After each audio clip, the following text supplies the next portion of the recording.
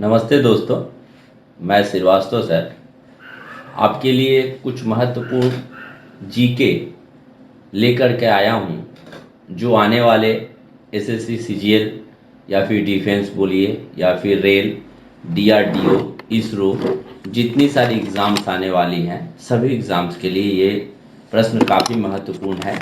और साथ ही साथ ये सभी जो प्रश्न मैंने यहाँ पर दिया है काफ़ी बार एग्ज़ाम्स में, प्रीवियस एग्ज़ाम्स में पूछी गई है। अतः सारी की सारी प्रश्न जो है काफ़ी महत्वपूर्ण है दोस्तों। ताइए तो हम अपना जीके का सेशन आरंभ करते हैं। जैसा कि पहला प्रश्न आप देख रहे हैं, भारत के राष्ट्र चिन्ह को किस दिन अपनाया गया था? तो दोस्तों भारत के राष्ट्र चिन्ह को जो है 26 जनवरी 1950 में अपनाया गया। जात और सवार निम्नलिखित में से किस प्रशासनिक प्रणाली से संबंधित है? तो यह जो है मनसबदारी प्रणाली से संबोधित रखता है। अगला प्रश्न है, चंद्रमा पर वायुमंडल नहीं पाए जाने का कारण क्या है? तो चंद्रमा पर वायुमंडल नहीं है, जैसे हमारे पृथ्वी पर है वायुमंडल है पर अपना एटमॉस्फेयर, लेकिन मून पर वो चीज नहीं है। तो जो पृथ्वी पर जो एटमॉस्फेयर है उसका कारण है गुरुत्वाकर्षण बल। यानी अगर चंद्रमा पर वायुमंडल नहीं है तो उसका क्या है? गुरुत्वाकर्षण बल की अधिक क्षीणता के कारण। अगला प्रश्न है, रामसर कन्वेंशन के अनुसार निम्नलिखित में से कौन सा विश्व आर्द्रभूमि दिवस है? विश्व आर्द्रभूमि दिवस यह जो है 2 फरवरी को है। ये सारी के सारे प्रश्न जो है रिपीटेड प्रश्न है और काफी महत्वपूर्ण है, अतः आप इसे ध्यान से जरूर रट लीजिए। हुमायूं के उत्तराधिकारी का जन्म हुमायूं के निर्वासन काल में हुआ था और वह उत्तराधिकारी जब 13 वर्ष का था तब उसके पिता की मृत्यु हो गई। तो उत्तराधिकारी कौन था? तो अकबर थे। तो अकबर जो है हुमायूं के उत्तराधिकारी, जो अकबर का जन्म हुमायूं के निर्वासन काल में हुआ था और वह जो अकबर जब 13 वर्ष का था तब उसके पिता की जो है मृत्यु हो गई थी। निकोबार द्वीप समूह की जनजातियां के दौरान परिवार के मुखिया के दिवंगत आत्मा की श्रद्धांजलि अर्पित करते हैं। तो ये जो उत्सव कहलाता है, इस उत्सव का नाम है आस्वरी उत्सव। जूल निम्नलिखित में से किसकी इकाई है? तो जूल जो है ऊर्जा की इकाई है। निम्नलिखित में से कौन सा मोनोसैकेराइड का एक उदाहरण है? मोनोसैकेराइड का तो देखिए फ्रैक्टोज और ग्लूकोज दोनों जो है आपका मोनोसैकेराइड का उदाहरण है, अतः 1 और 4 दोनों करेक्ट आंसर होगा। यानी कि आप देखिएगा एसएससी सीजीएल बोलिए या फिर रेल बोलिए या फिर डीआरडीओ, इसरो, इन जगह पर अधिकतर प्रश्न जो है विज्ञान से संबंधित भी आता है। निम्नलिखित में से कौन सा भारत में एक अप्रत्यक्ष कर है? तो वस्तु एवं सेना जो है इनडायरेक्ट टैक्स इसको कहा जाता है।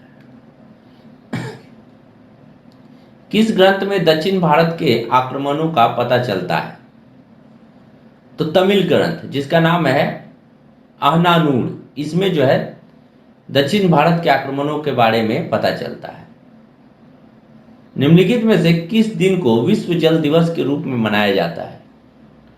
22 मार्च को।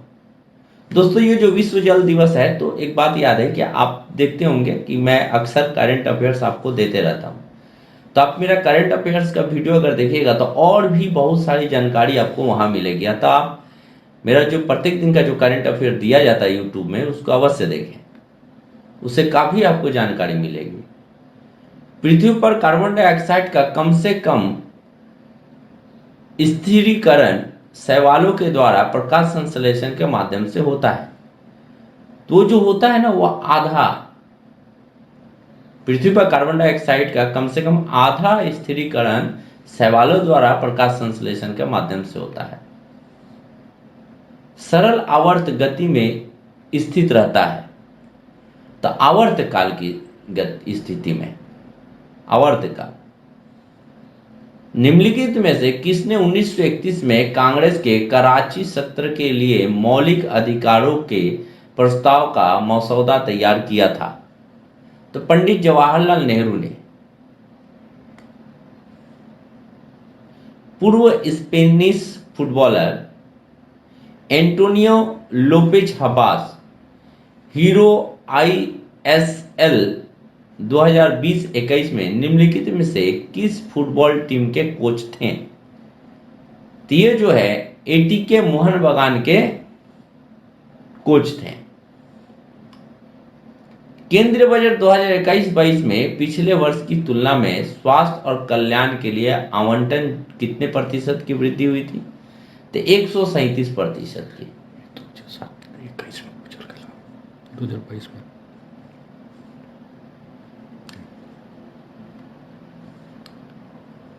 हीरे की चमक का क्या कारण है? वो जो हीरे जो चमकता है, हीरा एक्चुअली जाना जाता है अपने चमक के लिए। तो उसका चमक का कारण जो होता है प्रकाश की आंतरिक परावर्तन होता है, जो हीरे में काफी अच्छी तरह से होती है।